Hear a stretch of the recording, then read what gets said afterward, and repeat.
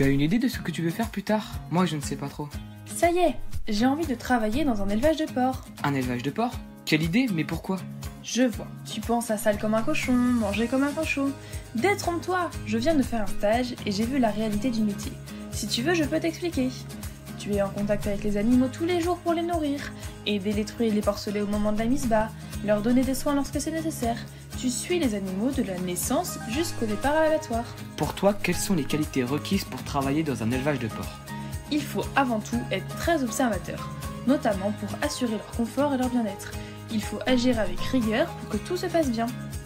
Au niveau des conditions de travail, soit les porcs sont élevés dans des bâtiments lumineux et ventilés, c'est la plupart du cas, soit en plein air. Dans tous les cas, tu travailles dans un environnement propre, car l'hygiène pour les porcs c'est très important. C'est bon pour leur santé et pour la nôtre. C'est pour cela que dans certains cas, tu prends une douche avant d'entrer dans l'élevage. On a tout le confort. Ensuite, après le départ des porcs, tu dois laver et désinfecter les salles pour que les prochains animaux arrivent dans un environnement propre. Tu vois, ce n'est pas sale comme un cochon. Ce n'est pas trop physique comme métier? Ce sont des métiers ouverts aux hommes comme aux femmes. Fini la corvée d'alimenter les cochons comme dans le temps à la main ou de curer le fumier à la brouette. Maintenant, comme dans les autres métiers, tu as des robots qui font les tâches les plus difficiles à notre place, comme les machines à soupe, la vidéosurveillance, le suivi des bâtiments. Toi qui es un passionné d'informatique, ça te plairait?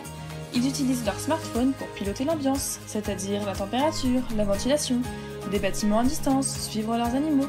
Sur l'ordinateur, tu utilises des programmes qui t'aident dans la gestion au quotidien des animaux pour assurer le suivi technico-économique de l'élevage. Tu veux dire que l'éleveur de porc est connecté? Eh oui, mais tu sais, élever des porcs ce n'est pas que s'occuper des animaux, c'est aussi suivre ses cultures, car le porc produit des déjections, comme le lisier, que l'on valorise sur les terres lors de l'épandage.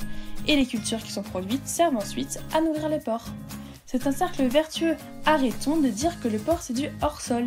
Les élevages sont bien liés au sol. Mais tout est lié. Moi, ce qui me plairait dans mon futur métier, c'est de pouvoir travailler en équipe. Élever des porcs, ce n'est pas travailler tout seul dans son coin. Tu travailles en équipe, même si chacun a ses tâches à réaliser.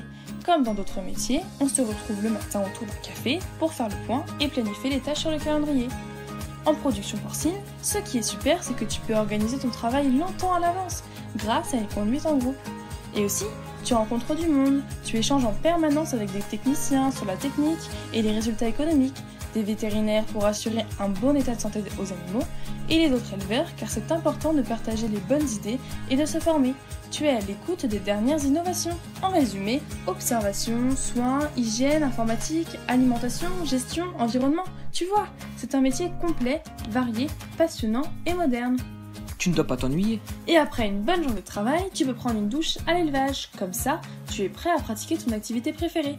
Tu sais, mon maître de stage, il va aux entraînements de basket. Tu ne vis pas 24 heures sur 24 dans l'élevage. Tes horaires te permettent de passer du temps en famille et d'avoir des activités extérieures.